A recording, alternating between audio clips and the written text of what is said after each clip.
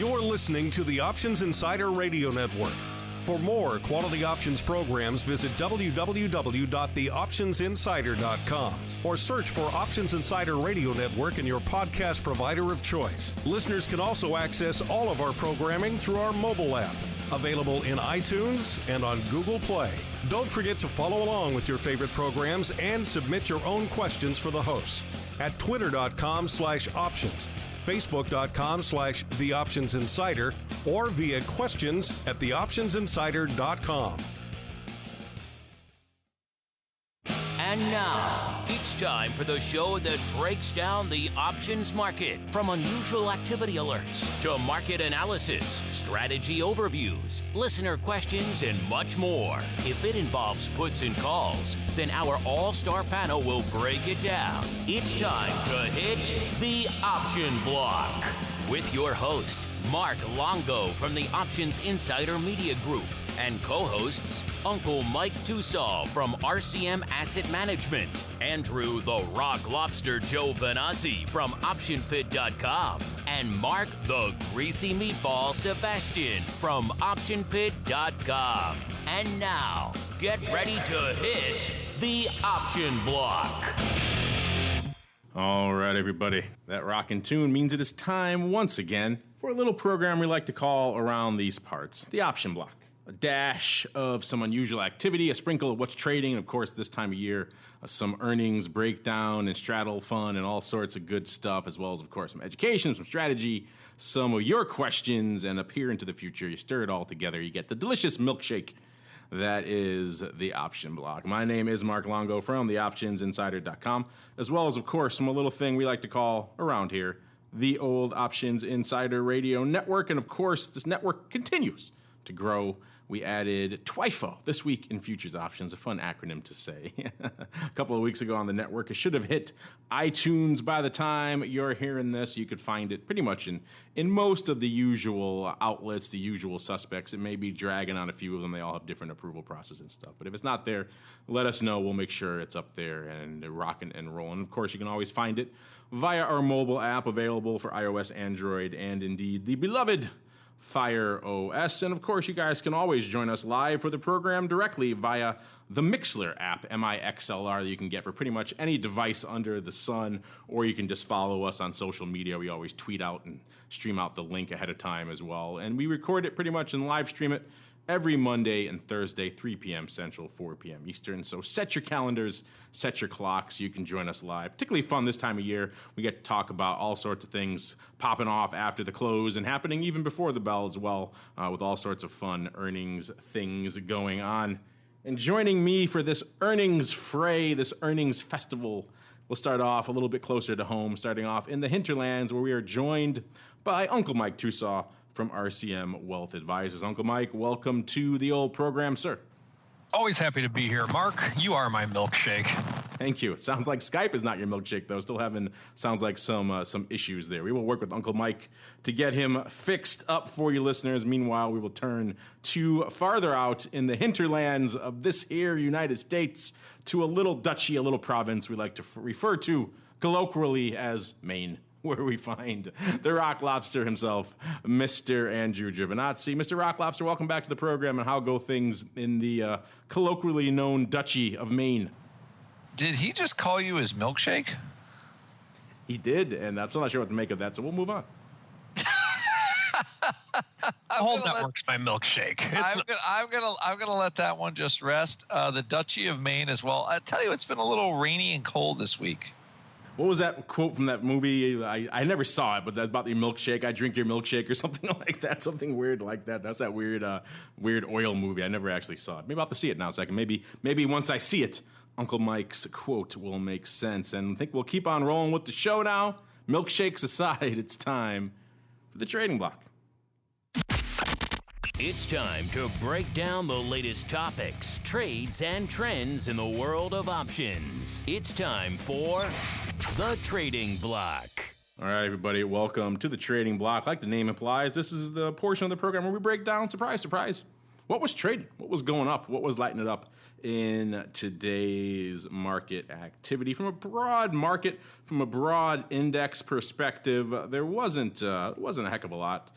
We had a bit of a range out there in S&P land, about 15 handles or so, which is decent for a relatively quiet day, all things considered. From a broad index perspective, most of the major indices ending up the day slightly off about just fractionally on the day, pretty much everywhere you look. But of course, that wasn't the sum total of the story. No, indeed, actually, like I mentioned, we still are in earnings season, and there were a lot of interesting names reporting. Some coming out after the bell today, like we will wait for one of the Rock Lobster's favorites, good old Activision.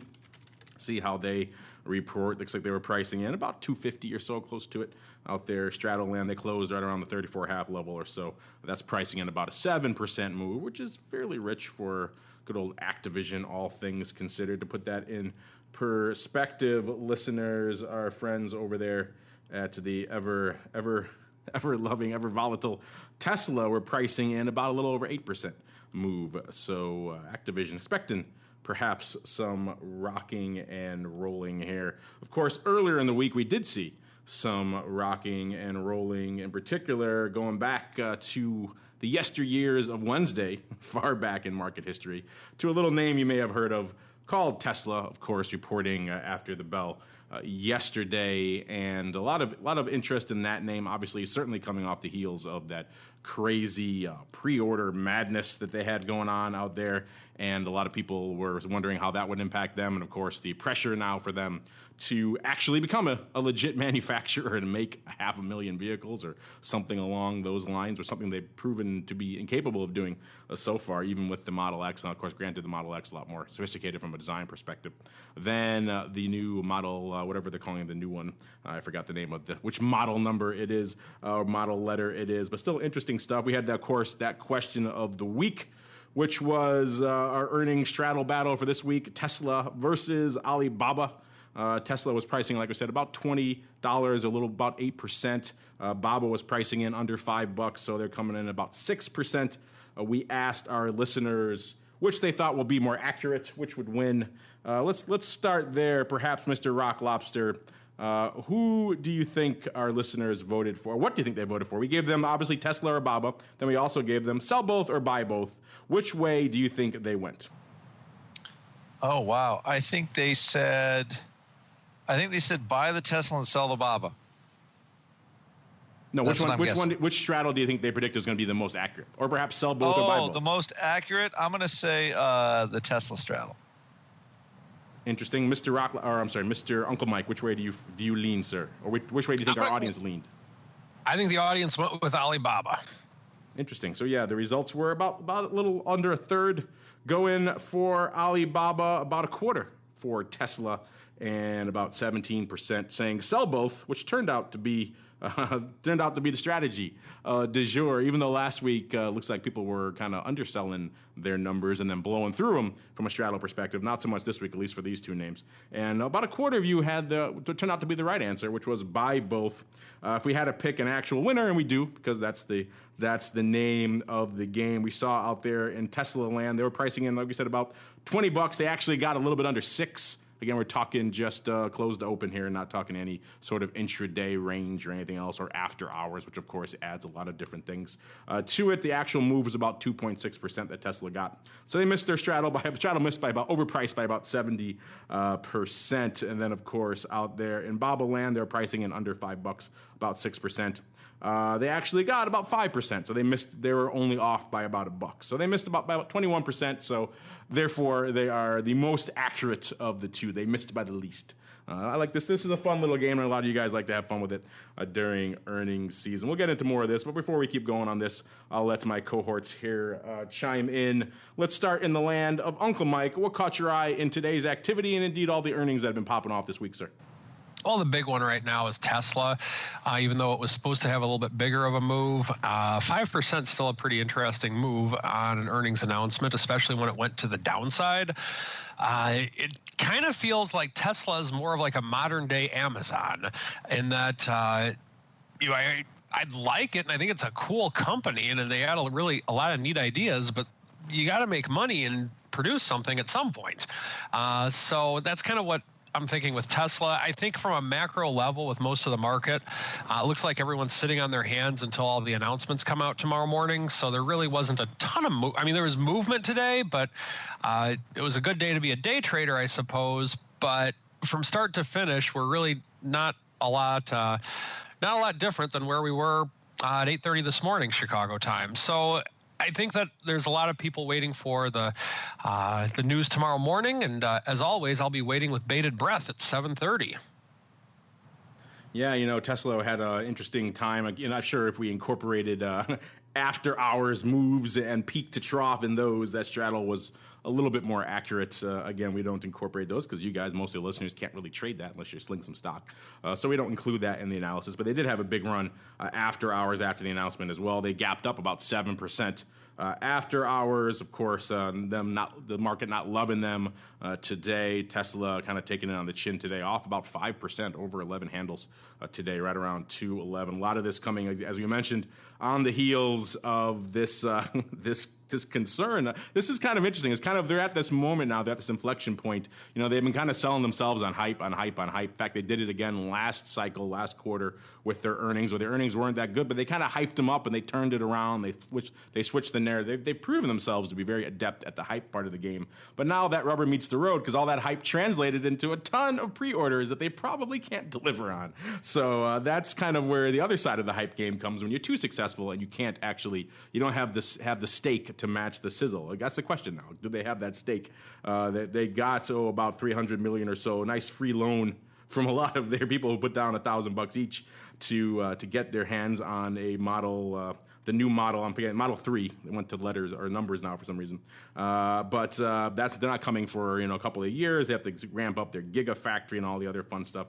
I'm not a big fan of Kramer, but what he called it on CNBC recently, financial murder, which is what they're getting away with over there at Tesla. Never one to shy away from hyperbole. Mr. Kramer over there. Still interesting stuff. Mr. Rock Lobster, what was catching your eye in today's market activity? And also, what was lighting it up over there in the pit chat? I'd imagine a Tesla was bandied about a little bit over there today.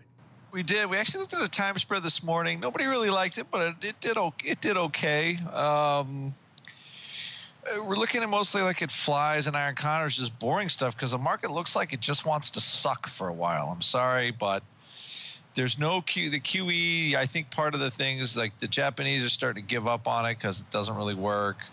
The Europeans aren't going to expand it. It doesn't sound like from their present program. So I think part of this week to last week, if you've seen the volatility, like from VIX point of view, has basically gone from 13 to almost, what did we close near 17 today? I was just looking at the last second here. Hold on. Closed near 16. So volatility's actually been up it's been grinding up for a week. And I think ever since sort of that kind of post QE action. So market's getting a little more volatile. I'll just say back to normal, but there's certainly the bullish case needs some better fundamentals, and I don't think earnings were that great. So I think that's where we are. We're just in a market that's going kind of nowhere to sideways, and generally that's iron condors love that market. And since there isn't really disaster, there isn't a huge sell-off, and that's what we've got. So we just have a market that's kind of going blah, blah, blah, and blah on the downside. That's what we got. Would you characterize it as a resounding meh? It is the resoundingest of mess, I think. And also, he gets a royalty when you say that. He does. I do. So by all means, fire away, sir. So, you have non-farm payrolls tomorrow, but the number wasn't super great this week. So the thing is, stocks are at what a famous person would say, we're close to an all-time high, although we're not there, but we're a lot closer to the top than we are to the bottom. Let's put it that way. And we need a reason to rally. And the QE, our country at least, theoretically, is not going to do it anymore. Although a lot of the smart people in the world are saying we're going to be on QE forever, which I don't know. It's too depressing to think about, to be honest. However, the world used to work fine when the central bankers weren't so active. I do not know why they think they need to be active again, but that's where we're just kind of this, a resounding meh sort of phase. And until earnings get better or something fundamentally changes for the better, better economic growth out of China or Europe or something, I think we do a lot of sideways and we do a lot of going nowhere. I would be hugely surprised if we hit the all-time high again in 2016. I don't see how it's going to happen. There you go. I said it. There you go. Coming against their diehard bull here on the panel, good old Uncle Mike. I mentioned there's some other names popping off today. Activision, name we'd like to watch a lot. Used to be a pretty reliable premium sell for a long time. That changed about a year or so ago as they started to get a little more volatile. As I mentioned at the top of the show, they were pricing in a wee bit of volatility here, pricing in almost as big of a move percentage-wise as our friends over there at Tesla, which indeed is saying something. Activision closing right around, about 34.5. Let's pull up the exact number here so we can be precise. About 34.90 actually rallied a little bit towards the end of the day. They're pricing in right around 250 or so about 7%. And right now here in the after hours, the stock up about $1.75 or a little over 5%. So it seems like that richness, of course, that's coming off now as we speak. That bloom appears to be fading off the rose. I guess all the love for all the games they make over there, World of Warcraft, Call of Duty, I think the forthcoming Overwatch or Overstrike or whatever it is. They have some games coming out. Blizzard doesn't launch a game very often, so when they do, it's kind of a big deal. So maybe people are looking for pricing that in a little bit as well with this Straddle love. And so far, at least, it's not perhaps living up to the hype. Mr. Rocklaps, I know you used to delve a lot into the ATVIs and some of the other Rockstars, some of the other big names in the gaming sector. You still play. You used to be a big Zynga devotee for a long time. The Greasy Meatball and I were mocking you for that on the last program. Do you still play around this sector, or have you moved on? I have totally moved on, and ever since Zynga had the great foresight to leave on the possibility of online gambling, I lost very fast interest in the husk of the company known as Zynga. But not too much more with the online gaming thing. I have to be honest. I'm not there. It was a momentary obsession, a momentary fad of yours, and once the bloom came off the Zynga rose, it just broke your heart, sir. So speaking of Zynga, we haven't we talked about it on the last show, but aside from that, trading a whopping $2.55 today, Mr. Rock Lobster, up nearly 11% or 25 cents. So a banner day here for Zynga. It's still worth its building. Yeah. Lighten it up today. They did 18,000, almost 19,000 contracts. They've been averaging 3,000. So perhaps some unusual activity afoot there. Of course, they had earnings yesterday as well. Clearly, the market liking a little bit of what they saw. The stock rallying a bit. So maybe the death knell, the death watch of Zynga is overdone.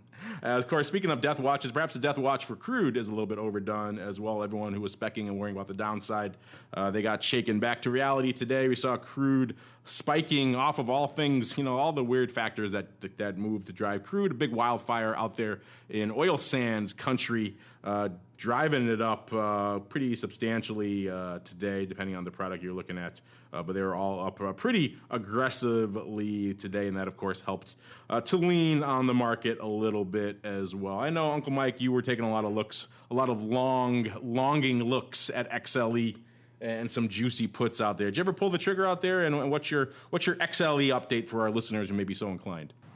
Still sitting on it. I think that XLE is up near 10% on the year so far this year. Not bad for the month of May. This one, things like today in the short term, for what I'm looking at with XLE specifically, really aren't much of a factor in what I'm at. For XLE, I'm just a buy and hold guy. $2 gas is not going to last forever, in my opinion, and I still think it's not too late to get in on it. I still think XLE can be a really nice run over the next 3 to 5 years. If something bad does happen and oil prices do spike, that's obviously good for oil if you're long oil in some way, shape, or form. So I think that this is one where this is going to be a big opportunity for a lot of people. I think that it's difficult to collar it. It's not like Apple was one where I think that you could work options around it like I did, and for a couple of years. XLE, I think, is a similar opportunity in that I'm very bullish on it, but the options just don't work on it the way I would like them to. So I hate to say it, but I still think that Oil stocks just being buy and hold oil stocks over the course of the next 3 to 5 years, I think is really a smart thing to do. Yeah, XLE, it had some of that leaning, but never really quite shaped up the way like WTI options did, where there was that exceeding market premium for the downside puts, not so much for the calls. So if you were so inclined, if you were bullish, you could leg into bullish risk reversals and things for very, very attractive levels and even credits. And XLE had some of that, but it never had the same attractive levels that if you were so inclined to get in and do like a bullish risk reversal, for example, you could still have done it, but it wasn't the attractive thing like it was in WTI. And even that bloom is off the rose out there in products like WTI now as well, which of course have rallied and the calls have suddenly sprung to life and the puts have lost some of their attraction. So those days are perhaps gone in good old WTI as well. And what also is in the rearview mirror is the trading block, because it's time for one of my favorite segments of the show. It's time for the odd block.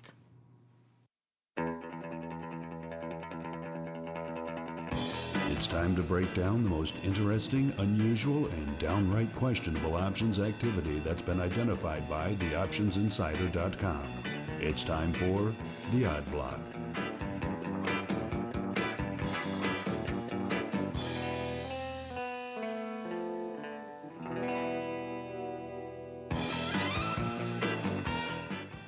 All right, everybody, welcome to the Odd Block. This is indeed the portion of the program where we take a little stroll down the wild, the darker, the shadier side of the options market. Going to pick up and highlight some interesting, unusual activity that caught our eye in today's market activity. If you like this stuff, head on over to the mothership, the flagship, theoptionsinsider.com. We put this up every day, all day long, not just on show days, even though we do talk about it on show days as well. And if you're curious about this stuff for, like we were just talking crude, if you're interested in crude options activity and some other stuff, make sure you tune in to TWIFO This Week in Futures Options tomorrow, 3 p.m. Central, or on demand, wherever you find our network content, where we get into a lot of this stuff, but with a more commodity focus out there, which is pretty cool stuff and pretty unique. All right, moving on here to what caught our eye today in the odd block realm. Wouldn't be the odd block if we didn't talk about something energy related and also maybe a nice little cheapy name. We've got a combo here. This one's been a frequent offender on the odd block of late. This is Weatherford International PLC, closing today $5.67, ticker symbol WFT. This one off about a quarter, nearly $2 on the day. So earnings not looking so robust for good old WFT. If you're not familiar with them, they offer equipment and services used in the drilling, evaluation, completion, production, and intervention, interesting, of oil and natural gas wells. And what caught our eye out here today, well, before we even get into that, let's look at some of the numbers out here. This name does fairly robust volume. That tends to happen with a lot of these cheapies. The options get some life. This thing does about 6,500 contracts a day, which is quite a bit more, about 20x what we usually see in our odd block names. Doing today about 82,000. Fairly, given the one directional nature of the move, the activity was actually closer in unison than I would have expected. Only about 1.7 to 1 calls over puts. In fact, you'd think maybe puts would be leading the day given the aggressive move to the downside, but not so much. Instead, it was calls, and that should let you know what caught our eye today. And as we said, there was a lot of paper going up out here, so you can kind of pick your poison in terms of finding the interesting narrative and things that caught your eye. But the strike du jour, leading number one with a bullet here, were the May 6 halves. In particular, we started catching these this morning when they went up in a block on the SIBO. Paper buying 8,200 for 27 cents. As the day went on, a lot more started piling into that strike, a total of just a tick under 25,000 on this strike. They went up 13, they went out 13 cents at 17 cents, so that early 27 cent kind maybe stinging a little bit. But again, the stock sold off pretty heavily, so you expect to see these calls take it on the chin a little bit. That's on open interest of a whopping 0 contracts, so no paper open on that strike, listeners. No customer activity out there. So clearly all opening. Didn't see any stock going up with this or anything along those lines. These appear to be as they appear to be on the surface, is a straight up gobbling of some upside that looked a lot better this morning, perhaps, than it does now. Again, the stock selling off nearly $2, so these were at one point in the money. Right now, looking pretty far out of the money. Looking back here at what's been cooking in good old WFT for the past year, this thing, like most oil and energy-related names, was looking far more robust. About a year ago, coming on to the end of summer, this thing was trading about $14, and it's been kind of a long, slow slog to the downside. It kind of hit these levels back in January, and then seems to have vacillated a little bit. Got a little bit of love recently, like I said, getting up to close to the 8 handle. Then the recent earnings numbers saying, yeah, no, not so much, and chopping those legs right back out from under them. This paper, though, Mr. Rock Lobster, seems to imply that our friend here at least thinks that this is overdone, so much so that he had to come in and pay 27 cents for 8,200 of those this morning, which I'm sure he perhaps regrets now. You look at that trade, what's the guy thinking? What did you know? You got to get yourself some of these 6 halves, and you got to get them fast. Through the offer, got to get them. The earnings are terrible. The stock is totally smashed. I guess they think it's going to bounce. I don't know. But, I did some digging and some volume. Actually did it in the end of our chat room, and it looked like somebody might have bought the 6.5 put spread for 40-something cents a while ago. Maybe this is, some kind of hedge against that. I just, this is a head scratcher to me, I can see, let's say buy riding, let's say the 5.5s or something like that. But, you just got the Halliburton deal got broken up with Baker Hughes. And I guess there's upside potential, but you know how hard it is to buy calls in a stock that's fallen apart and actually win. So this is a head scratcher to me. They're already down a dime first day. Stock's down like a half. That's always a good sign that this is a robust and well-informed trade. And exactly. I don't know. It just feels like burnt toast to me. That's all, and I just don't want to eat it. Yeah. Speaking of, not so much maybe burnt toast, but people out there in oil, certainly a lot of the bulls for a while there, and now perhaps some of the bears getting burned a bit out there in crude land is kind of a bit of a capricious product these days. It kind of just vacillates hither and yon, burning people on both sides of the fence, it seems like. And today we're looking at yet another oil-related name. This one, the Market Vectors Oil Services ETF, appropriately named OIH, closing today $27.56 off about 37 cents, which is about a little over 1% out here in this name. This is another one that does fairly decent paper, averaging about 12,000 contracts a day. So these aren't the 300 contracts a day names we usually see out here in the odd block. And today, doing about 36, nearly 37,000 contracts, about nearly 2-to-1 calls over puts. And the trade that caught our eye wasn't front month, wasn't even second month, a little bit longer term this time than we usually see in the old odd block. Listeners, this time we saw what looks like potentially a bit of a longer-term collar with some extra upside kickers just for the fun of it. It was the Jan 2017, so a bit of the ways out there, 24.35 collar, obviously with the collar, listeners, paper, buying puts, selling calls, buying the 24 puts, selling the 35 calls, doing it for a $1.50 on the puts, 59 cents on the calls. Again, that's why you got to do the ratio. Got to make it pay up. And doing it 10,000 by 20,000 times. And went up 2 blocks over there on the CBOE. So looks like, given the open interest, there's almost exactly 10,000 puts open on the 24s and exactly 21,000 open on the 35s. It does have the smell of perhaps closing a paper, but it also could be someone deciding, I really liked it earlier. I'm gonna love it now. It would be kind of odd to see paper setting up something in Jan 2017 and then rushing to take it off so quickly. The recent moves in the market haven't been that precipitous. It has sold off about 2.5 handles from its recent highs, but it's not like it's completely fallen out of bed. Certainly nothing to the 24.35 handle level that would make you perhaps scramble to want to get out of this thing well before the expiration date. Either way, Mr. Rocklouse, have we seen these before?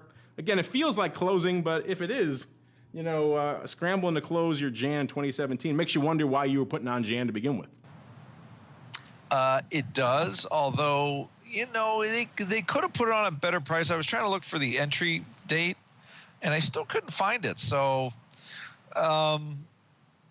you think they could be putting on more of the same or trying to buy the protection? Because when we get to the next trade, it looks like some paper is trying to create some sort of defensive positions around, like we just had big rallies in metals, and we just had rallies off the kind of the total bottom and oil and oiled services and stuff. So this is when you look tomorrow, take a look and see what happens really. And are they trying to hedge, or are they just closing? I mean, they could have ridden a pretty decent trade if they sold those puts and bought the calls. It doesn't quite make sense though that they sold those puts and they bought those calls, and the calls are only worth like 45 cents now or something, or they're not, what do they sell them for to begin with to initiate the trade? It doesn't make any sense to me. So it's probably more of the same trade. That would be my guess. Just because on a close, where do you open those calls if you're closing to sell them at 45 cents? Why? But maybe they paid 15 for them. It's possible. Yeah, like I said, it matches up so well that I'm inclined to say closing. But yeah, the time frame makes me kind of scratch my head and say, why would you be closing at this point? And again, the movement maybe I suppose it might warrant closing, but I don't think so. So yeah, this is one of those head scratchers. Again, that's why we put them out there for you listeners on the odd block, so we can chew them over here on the show. But you guys can also chew them over at home. Maybe send in your thoughts, your ideas, your questions, your comments for what you think paper is up to as we move on to our final victim here in the odd block. This is good old XME. This is the S&P Metals and Mining ETF, closing today $22.54, off about 30 cents, or about a little over 1% out there. It's a name that also does, again, fairly robust paper, about 30,000 contracts a day, which is about 1,000x what we usually see on a lot of these names, if not more. And today, doing about 250,000 or close to it contracts out there. So some size paper going up out here to the tune of 66, nearly 67 to 1 puts over calls. Of that 243,000 contracts, 239,000 of them were puts. What caught our eye out here, listeners? This might get our award for the size UA of the day. It was a size SEP put spread. In particular, the SEP 2015 put spread going up. Looks like paper buying for $1.12. Obviously buying the 20s, selling the 15s, doing that. When we first started seeing this, 45,500 times. As the day went on, a total of about over 100,000, 102,000 on the 20s, and about 111,000 on the 15 puts. So size paper, however you cut it. So I'm talking about 213,000 contracts of that 250 or so going up in this one mega trade. No open interest to speak of on either strike. So clearly opening paper. And if there was, I doubt there'd be enough to cover this. This went up again with no stock or anything else like that. This appears to be what it looks like on the surface, a hedge for probably a long position all the way out to the SEP expiration. So that could be a straight up spec as well. But we see this kind of paper, usually there's something else attached to it. Usually it's an underlying position. Looking back at the year that was for good old XME, this guy may have some reason to be concerned about the downside. Like I said, it's trading about 22.5 today, but it was flirting with about the 11 or 12 handle not that long ago, back in January. So our friend here clearly concerned that we may see a retracement of the earlier levels that we saw in earlier in this year, and he's willing to put some size where his mouth is to do it. Mr. Rock Lobster, take us home on this size trade of the day here in XME. I saw that thing. I'm like, wow, that's a pretty big trade. Should be some stock, and then no stock. I would think there would be like, I just think somebody scooped the stock in XME low, and they're just hedging. They're trying to get over this kind of potentially sticky area. They don't want to sell the stock. And it just has all the hallmarks of a hedge, even though, obviously we didn't see the stock go up. It looks like that type of trade and how they're setting it up. So, and that's I think that's the bottom line. Or they're looking for XME to basically go back where it came from. I mean, it could happen for sure, but it looks unlikely. Yeah, it does. They're clearly concerned about something. They're moving some contracts to do it. Either that, they really are big fans of their broker. But I'm going to lean on the former rather than the latter in that case. So it's interesting stuff here across the board, including some size money at play here in the old odd block today. But now, because it's Thursday, listeners, it's time for you guys to join in on the conversation. It's time to check in on the mail block.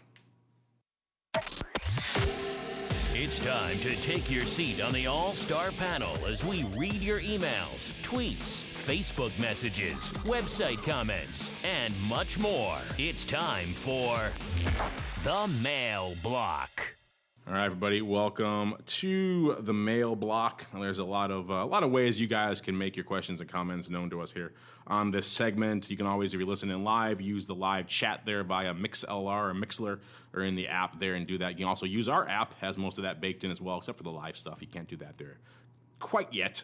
Also via email, questions at theoptionsinsider.com, or all the usual suspects, twitter.com/options, facebook.com/theoptionsinsider, or just head on over to our website, use the website feedback form there. So no shortage of ways for you guys to ask your questions.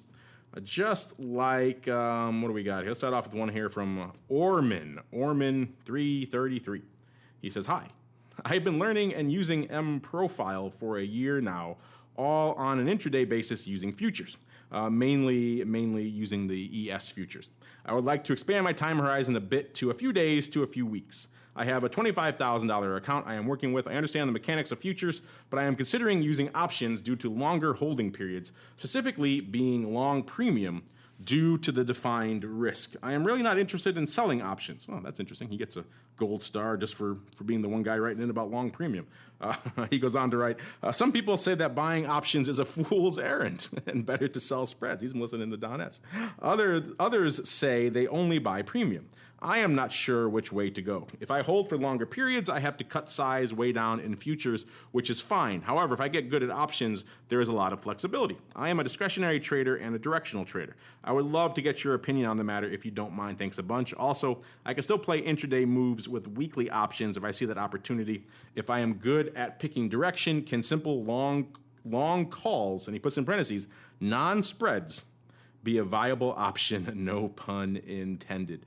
We seem to get a few of these coming in these days. People looking at the viability of options as a day trading tool. A lot of them seem to be coming from futures, but it also applies to people coming from stocks as well. I was going to mention the weekly, so he kind of mentioned that for us already. So that's probably his best case if he wants to be very intraday. But I think his bigger question is kind of more of a he addresses that kind of that dogmatic schism in the options market. There are quite a few, including a lot of the old school guys that I first saw when I walked on the floor of the SIBO, who if you had to put a gun to their head to make them buy an option, that goes back to the old sayings, when in doubt, palms out, and options are insurance. You make money selling insurance, not buying insurance. It's very kind of old school mentality. And a lot of those guys did very well up until the 90s started rocking and rolling and the market started moving into the 2000s, and all of a sudden all that short gamma came back to bite them and people learned a little bit more about sophisticated risk management.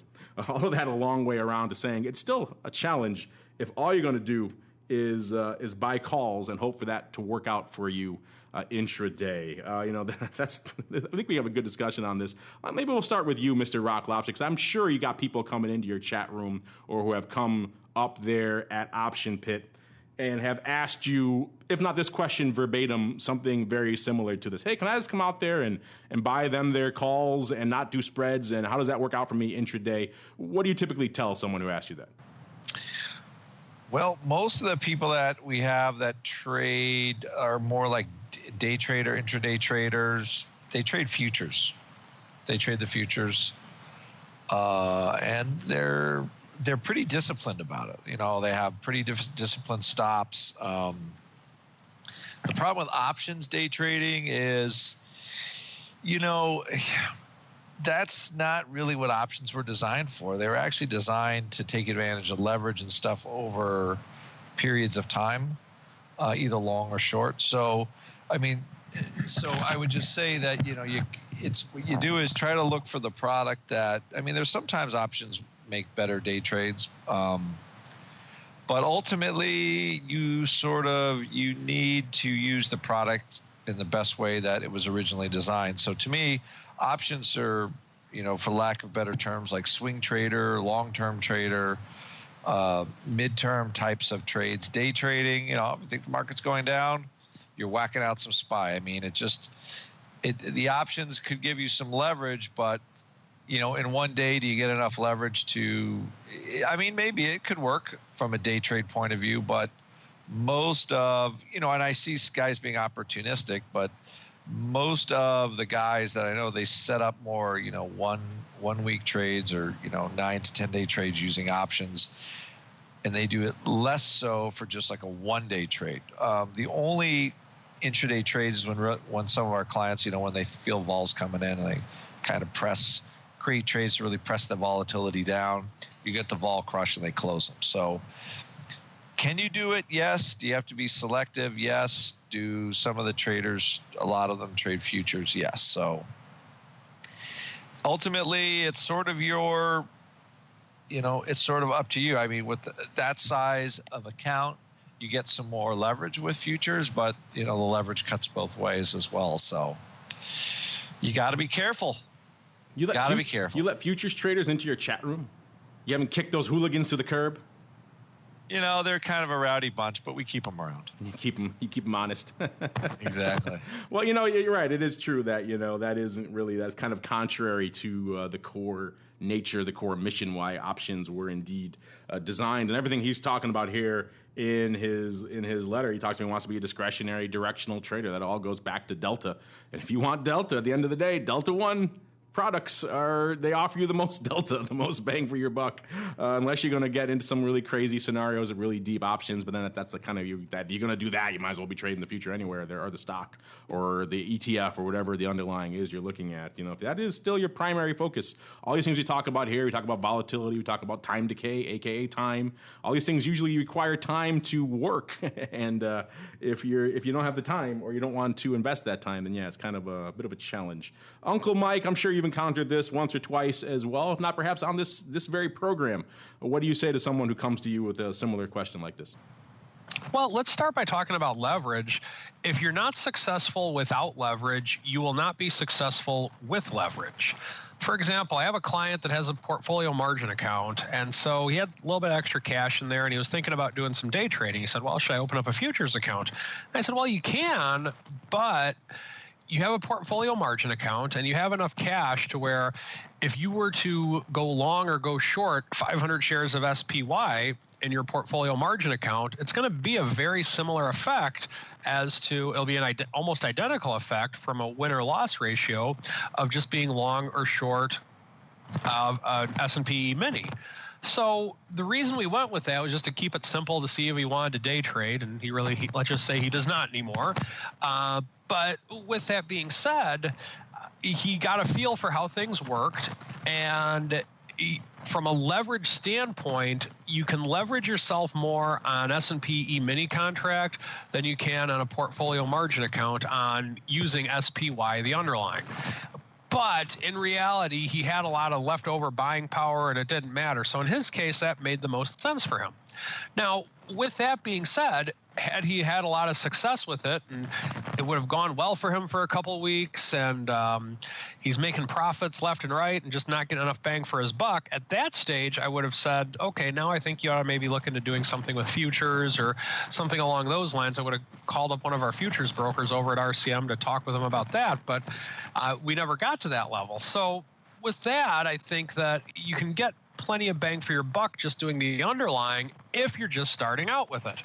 Now, in terms of options versus futures, let's simplify this a little bit right here. If you're looking to get more leverage with options and you don't want time decay working against you, that can be a difficult thing to do. If you want to get similar levels of leverage, you can buy a very deep in the money call if you'd like. But with that being said, the spread's probably going to be a little bit wider, and there will be a little bit of time decay that exists in it.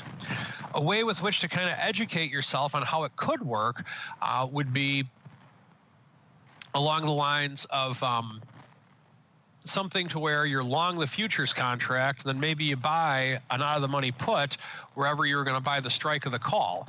That's something else to consider to give you an idea of what the real cost would be, because that would be a synthetic long, or that would be a synthetic that would work well. So anyway, that is what I would suggest for that. Yeah, it's tempting to say, the deep and the monies, but then you start getting into those, and the premium gets pretty hefty, and you're right, the spreads are wide, and you kind of have to, you kind of really got to want it at that point, but versus, looking at just the straight up underlying, you're getting pretty close to it at that point in terms of cost and outlay and everything else anyway. So, but yeah, you're right. It is, that's one way you could indeed go. Good questions. I love our audience always asking interesting range of stuff. Let's see. We got a few more minutes here. Let's see really quickly. We got one from Billy Boy. They come from all over the place. I love these questions. This one's what's my opinion on the binary options from Nadex? We get a lot of questions about Nadex over here on the network. Maybe because we used to do stuff with them. Just to reiterate, we have no relationship with Nadex right now. We like those guys. They've been on the show before. We had Dan Cook on the show very recently. And the reason we do that is because we do like the binary options products. And I do wish you guys could see our email over here on a daily basis at the Options Insider, just to see the volume of spam and shady things we receive on the binary options front. Any given day, you could peruse our contact outlets, and we're getting hit up by a binary options quote-unquote exchange from Johannesburg or from Croatia or from anywhere else in the world except for the U.S. They're all pretty shady. They're all mostly on the FX side, and it's just a way to get ripped off very quickly. That's the one thing we like about Nadex. They're listed here in the U.S. You can go to their offices. They exist. They're regulated by the CFTC. There's a lot of things out there to like about Nadex if you are indeed so inclined to like binary options. If you don't like binaries, then we can't help you. But another thing I like about binaries is they're relatively intuitively simple, at least the way the Nadex guys price theirs. Other people do it differently. But they price it as a pretty much a straight up straight up probability. So if you think whatever event, let's say the S&P being above a certain level by a certain day, if the market's pricing in about a 30% probability, it's going to be about 30 cents or 0.3 or from 1 to 100 how they price them over there. So it's pretty intuitive. 30% probability, about 30 cents. About if it's a dead certainty, it's going to be around 100. So you can kind of wrap your head around that pretty easily. So I do like that use case for binaries as well. And if you're looking for something like we're talking about earnings right now here on the show, if you're looking for some very specific time frame you want to speculate on or hedge against, right now they don't offer it for earnings, but they offer it for products like crude or for something like the Fed. You can do things with rates or gold or things like that. So you can trade around those products. If you do want the equities, by the way, our friends over there at Amex just relaunched, I should say, what they're calling the BIRDS, binary return derivatives. I think it's BYRD, BIR. I'm not sure how they spell it a weird way.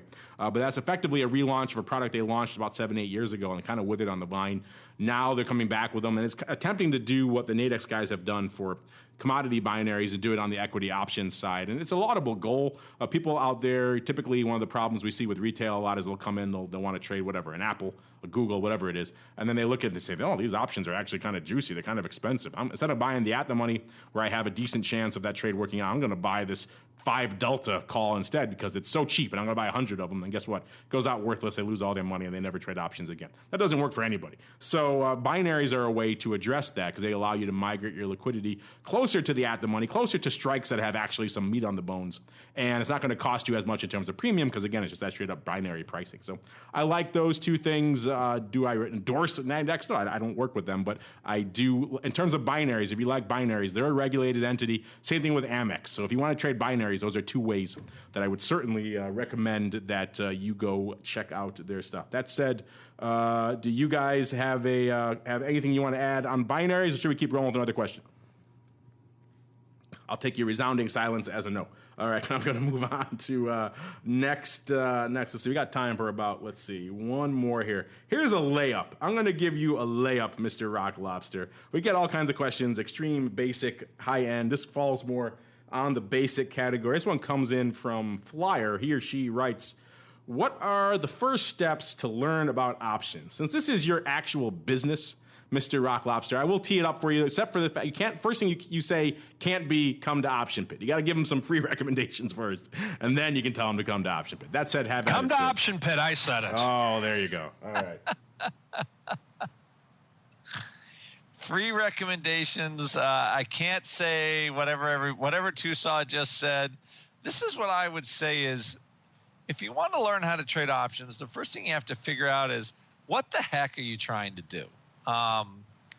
What I would tell everybody is, what are you trying to do with options? Are you an investor? Do you think you're going to become a super trader and be like, Ackman at whatever it is, Pershing Square? Who knows? What are you going to do? And I think ultimately that will help you sort of figure out where you need to go. The best thing you really can do is you can read some books, although I think a lot of the option books, some of the older stuff that I read, they're all well written, but they're really wonky. So for the most part, people, I think that's something you do after. What you do is maybe you take some free online webinars, see what the deal is, try to figure it out. The first thing I would tell you to do is, don't start using your money to trade unless you have an idea what the heck is going to happen. So what I would say is, the CBOE offers a lot of great resources. Go to the CBOE website, okay? Go to the Options Industry Council website. Go check out what they have. Try to figure out what's going on. Lots of free stuff out there. Almost any trading platform has free education. Go check it out. Start reading blogs by people by some people that you have followed for a certain amount of time, where you see how they do. I would use that kind of as go to the end, because there's all kinds of bloggers that have all kinds of us included, that have we want to sell stuff, we want to sell our education products. So, but go out there, go to the places that have, it's sort of their institutional business to show you sort of how things work, and understand how things work. Obviously we have an education business because clients come to us, they don't know how things work. What we teach them is to be sophisticated, but also we try to teach them, explain things to make it easy. If you want to do this, this is what you do. If you want to do that, that's what you do. So you have to, but before you do all that, you have to decide what you want out of it. Are you trading for a living? Do you want some portfolio protection? Are you using it to speculate? I mean, and then you have to think, how much time can I put into this? And ultimately, a lot of that will help you sort of answer the questions on maybe where you need to go. So what I'd say is, first figure out what you're trying to get out of options in the first place. And then once you have that, go to the websites, get some of the education that is available. And usually why we have a business is because people go to all that and they're still like, well, I'm still not getting what I want, meaning I don't really understand how things work. And the problem is, and I'll just tell you now, a lot of the stuff that's out there that's written education products are very vanilla, right?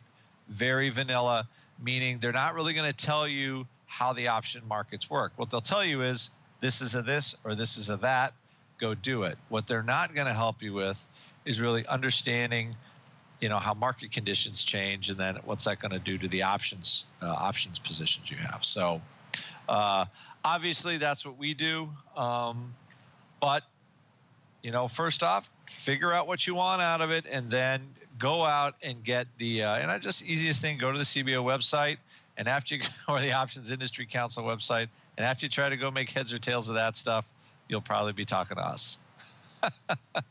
That's usually actually, not to plug you guys, that's usually the path I recommend. Start off with those two free outlets. They're both good. They're pretty agenda neutral. SIBO obviously likes to talk a little bit about VIX and SPX, but aside, if you can handle that, you can handle some free education over there. And they have good guys like Russell and others over there on the team that know their stuff, and they're pretty good educators. And then, of course, if that's not enough, once you start learning the basics, you listen to shows like this, you come to sites like ours, and all the free stuff. If you want someone to teach you some very specific stuff, or in the case of like their chat room, kind of sit there and watch you as you trade and help give you intraday advice and stuff like that, then you gotta shell out a little bit for that stuff. So that's kind of the high. That's like anything else in life. The more attention and interest and effort you need from someone, the more you have to pay for it eventually. So that's a good place to start off. All right, and now we're going to keep on rolling. It's time for the Around the Block segment. It's time to tell you what we'll be watching on our trading screens until the next episode. It's time for Around the Block. All right, welcome to Around the Block. Like the name implies, this is the portion of the show we tell you what we're keeping an eye on for the rest of this week. One last quick check-in at our friends over there at Activision. They were kind of vacillating. They were up quite a bit, then they were kind of selling off a little bit, then they're kind of back up again. They're up about $1.50 right now, or about 4.25%.